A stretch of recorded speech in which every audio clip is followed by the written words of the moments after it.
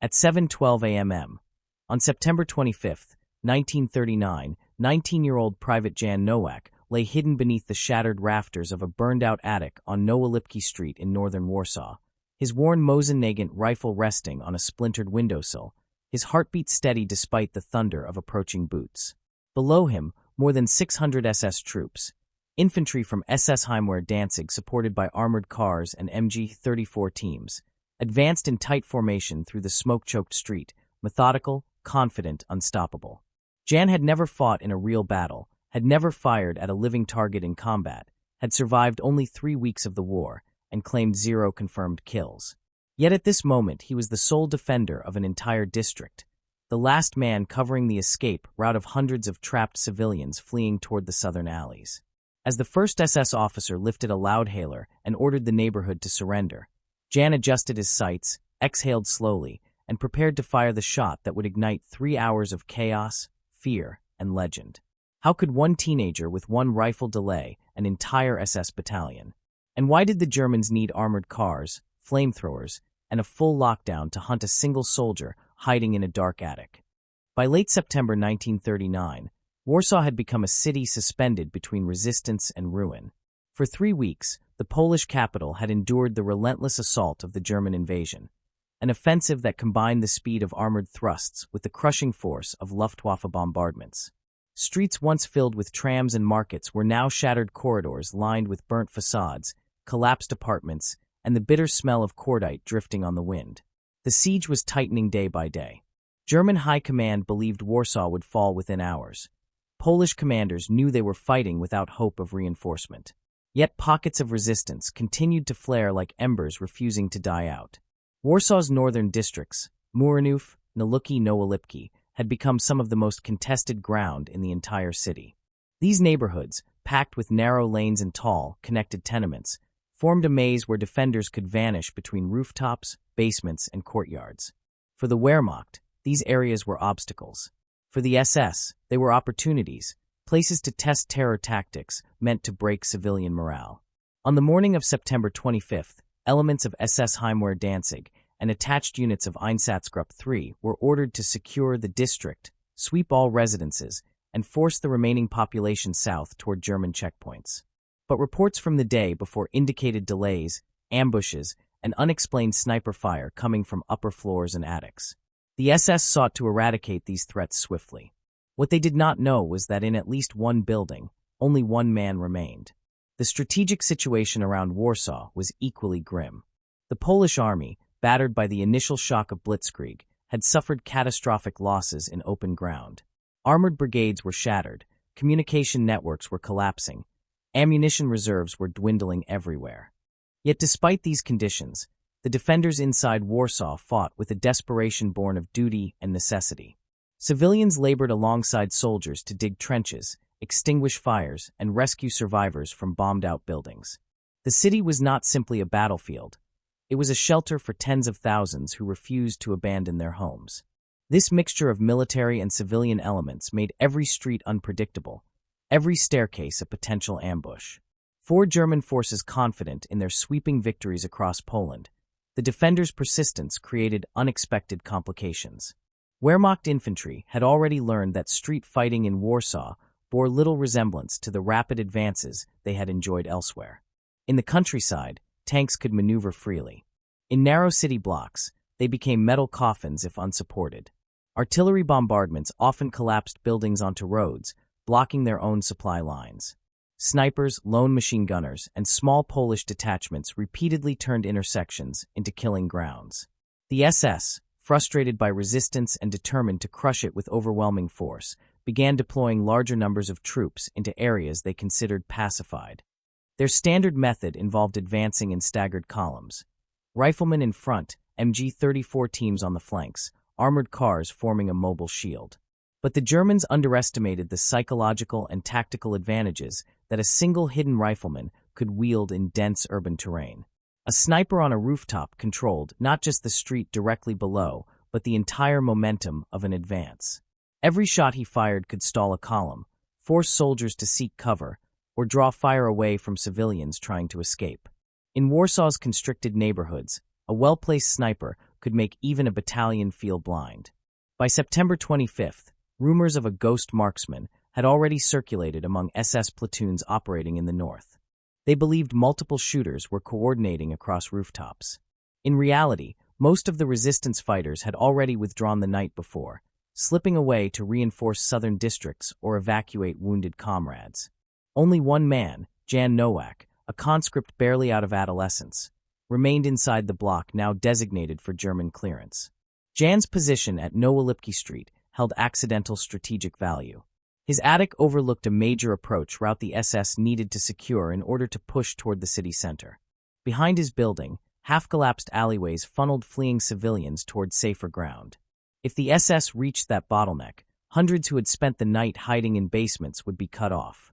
Jan understood this instinctively. He knew that firing even a single shot would reveal his position. But he also knew that doing nothing would condemn those fleeing behind him. Meanwhile, German commanders were confident the operation would proceed in minutes, not hours. Their intelligence suggested minimal resistance. Their troops were well-armed, well-trained, and reinforced by armored vehicles. Against such strength, a lone sniper should have been irrelevant. Yet urban warfare often hinges not on numbers, but on moments.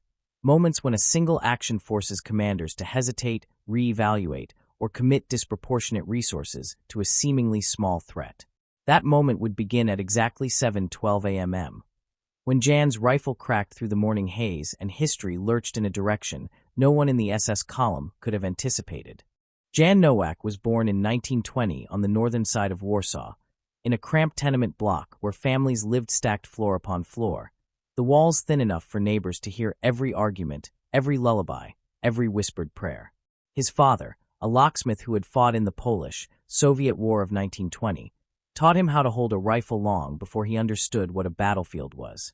By the age of 12, Jan could hit tin cans at 30 meters with his father's old Mosin Nagant, a relic captured decades earlier. The rifle was nearly as tall as he was, but he treated it with a reverence that hinted at the life he might someday live. Like many boys in Warsaw, he joined a paramilitary youth program. Like many youths of that era, he dreamed of becoming a soldier. What he did not dream of was facing an entire battalion alone. When the German invasion began on September 1, 1939, Jan was 3 weeks shy of his 19th birthday. He enlisted immediately, though he had no illusions about Poland's strength against the Blitzkrieg. His training was short, improvised, and chaotic. Units were formed and dissolved within days. Ammunition shipments arrived incomplete. Entire platoons were scattered and reconstituted as the front collapsed. Jan was assigned to a mixed infantry, militia detachment operating in the northern districts, but as casualties mounted, he found himself increasingly separated from anything resembling an organized army. His role shifted into that of a sharpshooter, not because he had formal sniper training, but because commanders could see he handled his rifle with confidence and precision. Snipers were a scarce resource. Ammunition was scarcer. In the labyrinth of Warsaw's rooftops and corridors, even one dependable shot could mean the difference between a platoon advancing or being wiped out by a machine gun nest. The deeper reason Jan stayed behind on September 24th, however, had nothing to do with military assignments. His family had lived on Nowolipki Street for 2 generations. His mother and younger sister, Zofia, had refused to abandon their home when the first bombs fell. They believed the fighting would pass. But the siege worsened, and evacuation grew impossible. On the night before the SS sweep, Jan helped escort a group of civilians southward. He could have gone with them. He would have been safer. Instead, he returned to the attic. A survivor later claimed Jan had muttered, "If I leave, they will come from the north, and everyone behind this block will be trapped." That attic, dimly lit by a broken skylight, became his post, not because he was ordered to defend it, but because he feared what would happen if nobody was there. To understand why Jan's decision mattered, one must understand the enemy he faced. SS Heimwehr Danzig, the force advancing toward Nowolipki, was not a random infantry unit. It was a formation forged from paramilitary groups loyal to the Nazi Party, men steeped in ideology, experienced in oppression, and accustomed to using terror as a weapon. Their mission was to break resistance and dismantle civilian morale, not merely to occupy ground. The Einsatzgruppe elements accompanying them had an even darker reputation. They were trained to hunt, categorize, and eliminate. Even among German soldiers, these units were feared for their ruthlessness. For civilians trapped in Warsaw's northern districts, the approach of such forces was a nightmare made real. From the beginning of the invasion, the Germans applied overwhelming psychological pressure. Leaflets dropped from the sky demanded immediate surrender. Loudspeakers broadcast promises of humane treatment, followed by threats of annihilation. Buildings marked with sniper fire or resistance activity were shelled indiscriminately. Civilians were often caught in the crossfire, becoming unwilling shields or accidental obstacles. The aim was simple: break Warsaw's will by breaking Warsaw's people. Against this apparatus of organized violence stood young men like Jan, poorly equipped, poorly trained, yet determined to defend the streets they had grown up in. The convergence of his personal history and the tactical situation made Jan's position uniquely important. His attic overlooked a narrow corridor that funneled SS troops from Naluki Street into Nowa Lipki. If that corridor fell, civilians fleeing through the alleyways would be cut off. The retreating militiamen who passed Jan on the night of the 24th had assumed the block was doomed. They believed resistance there would last minutes at best. What none of them anticipated was how one well-placed marksman could warp the battlefield. Urban sniper warfare is a strange, intimate form of combat. Unlike open-field engagements, where distance and maneuvering dominate, urban sniping hinges on patience, timing, and the constant shifting of angles. A sniper does not simply fire. He hunts, waits, listens. Every creak of a floorboard, every glint of metal through dust, every change in the cadence of footsteps becomes a signal. Jan had a natural talent for this. His father had taught him to track movement in forests and fields, to breathe in patterns, to sense tension before animals bolted. Those instincts translated flawlessly to the cramped geometry of Warsaw's attics. While SS soldiers marched with rigid discipline, Jan learned to move like smoke across rafters, invisible until the moment he chose not to be. The German underestimation of individual resistance fighters in Warsaw also contributed heavily to the drama that unfolded. Commanders assumed any sniper activity came from organized groups. Their doctrine emphasized crushing nests with overwhelming force, grenades, flamethrowers, armored vehicles. Yet on September 25th, there was no nest. There was only January, and his presence forced the SS to respond disproportionately. When the first shot rang out, striking the officer with the loudhailer, the entire battalion froze. Doctrine dictated caution. Fear whispered of ambushes. Their reaction was mechanical. Establish cover, deploy MG-34s, sweep rooftops. That pause, just minutes long, allowed dozens of civilians to slip through the alleys behind Jan's position. Several eyewitness accounts from Warsaw describe Jan not as a trained soldier, but as a quiet, introspective boy who seemed older in silence than in speech. A neighbor recalled seeing him carry groceries for elderly tenants, then spend evenings cleaning the same rifle he would use in battle. A childhood friend described him as someone who could disappear into a room without leaving it. Such recollections suggest a personality built for sniping, observant, calm, patient. But courage is something different. Courage is choosing to act when action seems useless. Courage is staying when every instinct says run. And it was courage, not training, that kept Jan in that attic. The tragic irony of his situation was that he never intended to become a symbol.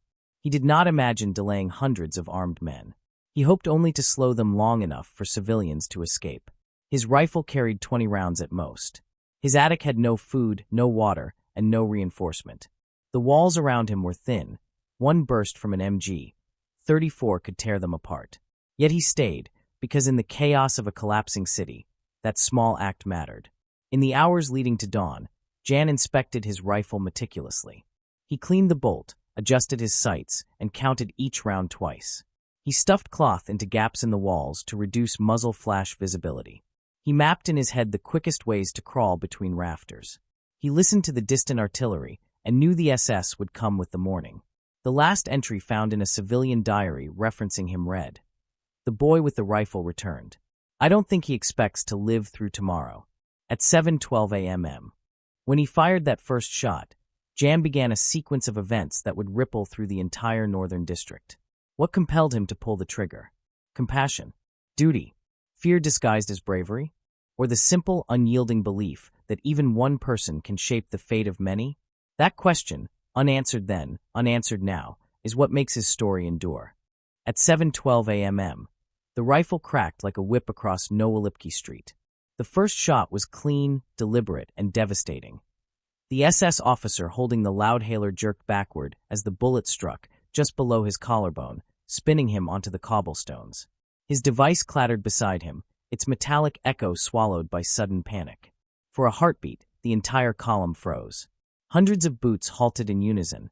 The armored car behind them hissed as its brakes locked, and the air seemed to pause between disbelief and rage. Snipers were expected, but not this early, not this accurately, not in the first seconds of the advance. Then chaos rushed in. Soldiers dove for cover. MG-34 gunners swung their barrels toward rooftops. Officers barked orders in clipped shouts that overlapped until none of them made sense. Midnight, confusion while the SS scrambled. Jan slid back from the window, crawled across beams blackened by fire, and repositioned himself near a second firing hole. A knot of broken plaster he had cleared the night before. Dust fell around him, stirred by distant artillery. He wiped sweat from his brow, slowed his breathing, and counted the seconds until his next shot. Below, the SS attempted to reform their line. A sergeant pointed upward, shouting that the sniper must be in the third building from the corner. MG-34 fire erupted, stitching holes through shutters and brick, scattering pigeons into the air in frantic bursts. But Jan was already gone from that spot, moving in the shadows like the story's veterans told new recruits, the ghost on the rafters. 012, second shot Jan sighted in on a machine gun team, dragging their tripod into position. He exhaled, squeezed, and the assistant gunner fell first, the weapon half set on the sidewalk. Before the SS realized the shot had come from a different angle, Jan had already crawled back. Every move he made was quiet, measured, rehearsed dozens of times the previous night. His fingers burned from gripping hot wooden beams, his knees trembled on the brittle supports, but he kept moving. Below, civilians sprinted through alleys, encouraged by the momentary halt. Mothers clutching children. Elderly men leaning on makeshift canes. Young couples dragging bags that were half empty and half forgotten. Jan heard their footsteps behind the wall and prayed they would not stumble into German fire. 028, SS response. The SS regrouped quickly. Officers ordered 2 squads to sweep the buildings on the left while armored cars pushed cautiously forward. The MG-34 resumed firing in long, angry bursts. Bullets tore through the plaster around Jan, showering him with powder. He stayed motionless, eyes focused on the street. When the machine gun barrel swung just slightly too far right, Jan took his third shot, straight into the gunner's wrist. The MG-34 clattered away as the man screamed, a sound quickly drowned by officers shouting scharfschütze. Suchen. Hoch. Hoch. Sniper. Search. Up. Up. 050. Movement between rooftops. Jan moved again.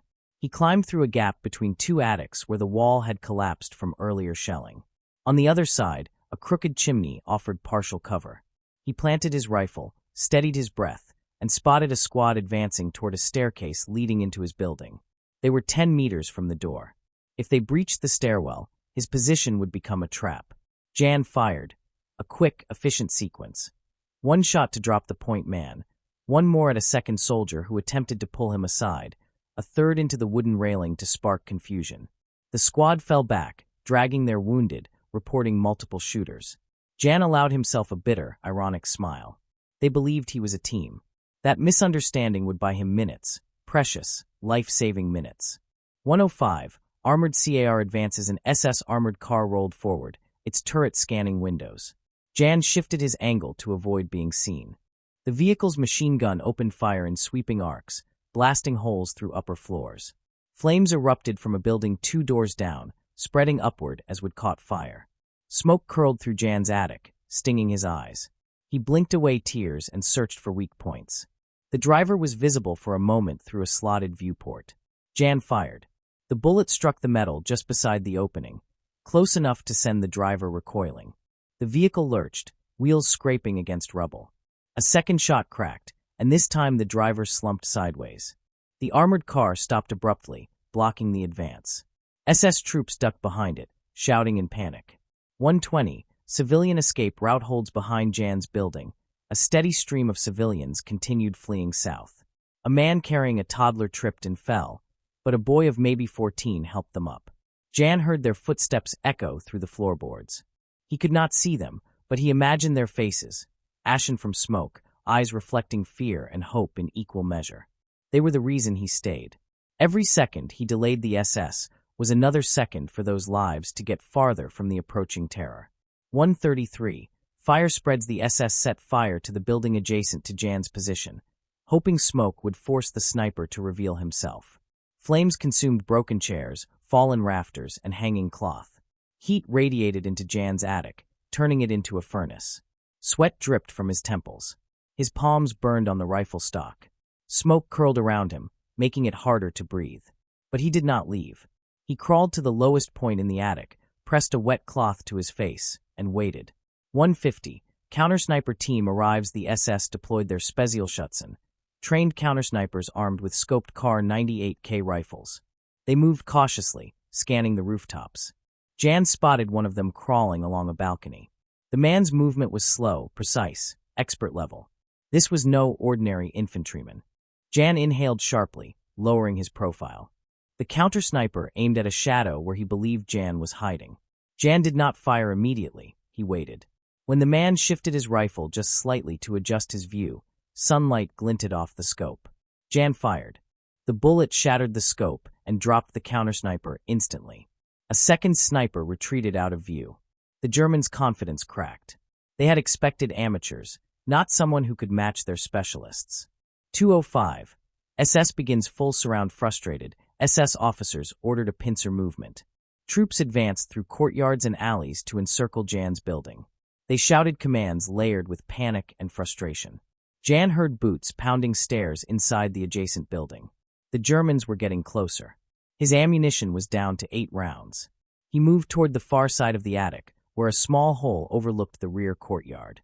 A squad moved beneath him, 5 soldiers, rifles raised, scanning windows. Jan fired twice. 2 fell. The others dove for cover, shouting that there were at least 3 shooters. Again, their miscalculation bought him time. 2:20. JN is wounded. The Germans finally located a firing line with clear sight. A burst from an MG-34 tore through the attic wall. Wood fragments exploded outward. A fragment cut across Jan's left shoulder, knocking him back. He gasped, gripping the wound as blood seeped through his shirt. Pain flared, but he forced himself upright, forced himself to keep breathing. He could not stop now. Below, the SS were preparing a final storming of the building. 2:35. Final position. Jan crawled toward the last intact window on the east side. Through the haze of smoke, he saw another group of civilians running, an elderly woman supported by 2 adults. SS troops were advancing behind them. Jan steadied his rifle despite shaking hands. He fired. The officer pursuing them fell. He fired again. Another soldier dropped. His rifle now held only 3 rounds. 2:50. SS flamethrowers arrived. 2 SS flamethrower operators approached the entrance. Flames spewed across the first floor, roaring upward. Heat surged through the walls. Jan coughed violently. His vision blurred. The attic groaned as support beams buckled. He knew the building would not stand much longer. But he also knew the civilians had nearly cleared the far alley. 3:05. The final shot. Jan crawled to the center beam, the strongest vantage left. SS soldiers burst into the lower floors, shouting triumphantly. Through the smoke, Jan saw one last target, an SS squad leader coordinating the assault. Jan steadied the rifle. His hands trembled. He exhaled. Fired. The bullet hit. The squad leader fell. The rifle clicked empty. At 3:08, flames engulfed the attic. SS troops stormed upward. Jan's last known act was throwing his empty rifle aside and attempting to crawl toward the eastern hatch, perhaps searching for one final vantage point, perhaps seeking air, perhaps simply refusing to die in the spot he had fought from. The rest is lost to smoke, fire, and collapse. But the civilians had escaped. A single sniper had held back an entire battalion for nearly 3 hours. When the flames finally subsided and the shooting ceased along Nowolipki Street, the SS moved cautiously through the smoldering ruins. The building that had sheltered Jan for nearly 3 hours stood half-collapsed. Its roof caved inward, its upper floors burned into a lattice of glowing beams and drifting ash. Smoke curled around shattered brick and twisted metal. The stench of fire, plaster dust, and gun oil clung to the air. SS officers advanced slowly, rifles raised, expecting to find a fortified resistance cell, a group of snipers, perhaps an entire militia detachment. Instead, they found only silence. No surviving fighters. No weapons stockpile. Only the charred remains of a single firing position and a few spent 7.62 by 54 mm casings scattered among blackened debris. According to several post-war testimonies, an SS non-commissioned officer reportedly muttered, "One man? Impossible," before ordering the building cleared and the bodies removed. But the evidence was unmistakable. The casualties littering the street did not match German expectations. Estimates vary, but surviving documents from Warsaw City archives and eyewitness accounts suggest between 12 and 19 SS soldiers were killed in the engagement, with additional wounded evacuated behind the lines. For a single sniper with no support, these numbers were extraordinary. They were also deeply humiliating for the SS, who had deployed countersnipers, machine guns, infantry squads, and armored cars to eliminate what they believed to be a coordinated defensive position. The psychological impact of realizing the truth, that their battalion had been halted by one determined teenager, left an unspoken scar on those who witnessed the engagement. The greater consequence, however, was not measured in German casualties, but in Polish lives saved. The 3-hour delay allowed hundreds of civilians to escape through the southern alleys, crossing into sectors not yet overrun by German forces. Among them were families with children, elderly neighbors carried by younger men, and groups of terrified residents clutching bundles of possessions. Many later recounted hearing the distant rifle shots behind them as they fled, not knowing who was firing, but understanding instinctively that someone was buying them time. In diaries recovered after the war, several wrote that they believed angels, or spirits, were slowing the Germans. None imagined it was just one boy. For Warsaw's defenders, the loss of the northern district was expected. The city was collapsing inch by inch under relentless pressure. What they did not expect, what they could not comprehend until survivors arrived breathless and soot-covered, was that a lone sniper had held a battalion at bay long enough to allow an entire route of escape to remain open. When word spread among resistance groups and trapped civilians that a young marksman had remained behind intentionally, refusing to flee with the last militia units, the story took on a life of its own. Some called him the ghost of Noah Lipke. Others described him as the boy with the rifle who would not fall. His identity was lost almost immediately. No surviving roster contained his full name, and the buildings where he lived were later destroyed. Yet the legend persisted. For the German command, the incident at Noah Lipke was treated as a tactical embarrassment. Reports filed after the sweep were vague and minimized the resistance encountered.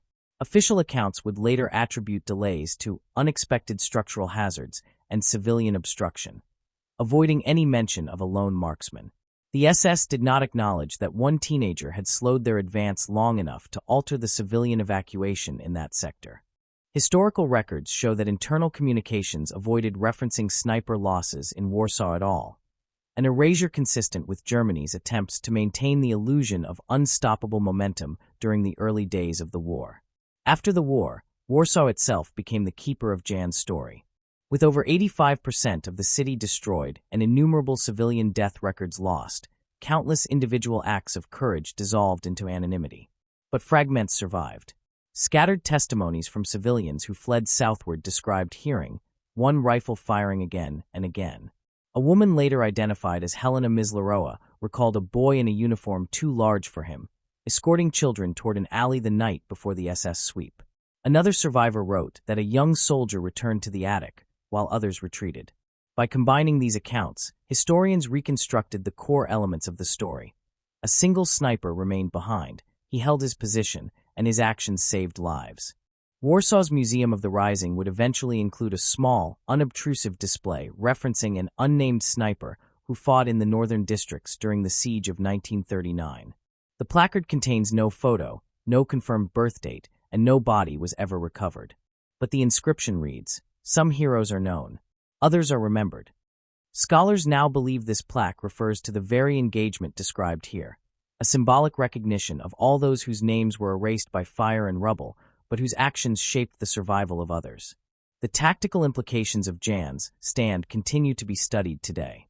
Military analysts examining urban warfare note that a lone sniper, properly positioned and highly motivated, can exert an influence far greater than his numbers would suggest. By forcing enemy troops to halt, deploy, and reorganize, a sniper introduces friction, a delay that can cascade into larger operational consequences. In Warsaw, that friction translated into precious minutes. Those minutes translated into life for hundreds. The human implications are even more profound. Jan's stand was not part of a grand strategy. It was not planned by senior officers or coordinated with larger resistance efforts. It was the result of a simple, devastating choice: to remain when retreat was possible, to fight when survival was unlikely, to protect others even when it meant forfeiting any chance of living through the day. His courage was not a function of rank or recognition. It was an expression of identity, shaped by the streets he grew up on and the family he refused to abandon. In the years after World War II, survivors who fled that morning rebuilt their lives in Warsaw, Krakow, New York, Tel Aviv, and Buenos Aires. Many kept journals. Some raised children who would later ask how they had escaped the SS sweep. Again and again, variations of the same answer appeared. Someone stayed behind. Though they never knew his name, they knew what he had done. Their survival was his legacy. Warsaw itself is a monument to such acts. Its rebuilt streets, its reconstructed facades, and its memorial plaques all speak to a brutal truth. The city stands because thousands of individuals, many forgotten, chose to resist. Jan was one of them. One of the uncounted, one of the unnamed, one of the irreplaceable few whose bravery shaped the fate of many. In the final measure, the Siege of Warsaw was shaped not only by armies, commanders, or the sweeping strategies of invading powers, but by moments, brief, fragile moments in which ordinary people chose to stand their ground against forces far greater than themselves. At 7:12 a.m. on September 25, 1939, a single rifle cracked through the smoke above Nowolipki Street, and for the next 3 hours a 19-year-old conscript held back an entire SS battalion. His endurance did not stop the fall of Warsaw, nor did it alter the course of the campaign. But it changed everything for the hundreds of civilians who escaped southward while he fought alone in the burning rafters of a collapsing building. His sacrifice, quiet and unrecorded, is a reminder that the weight of history is often carried by those whose names never appear in books. Jan Nowak's story forces us to ask questions that linger long after the echoes of battle fade. What makes an ordinary boy choose to become the shield of a retreating crowd? How does one person find the resolve to face overwhelming force with only a rifle and the narrow beams of a burning attic as cover? And if courage like his existed in the darkest days of 1939, what does it ask of us now, in a world shaped by the sacrifices of those who never lived to see peace? As you reflect on the streets of Warsaw, rebuilt from ashes, and imagine the last moments of the young sniper who fought alone for strangers, remember that heroism is often unseen, uncelebrated, and unrewarded, yet it is no less real. If one rifle could delay an army long enough to save hundreds, what impact can a single act of bravery make today? Share this story, honor those who stood when standing meant death, and help ensure that the forgotten courage of men like Jan Nowak is never lost to time.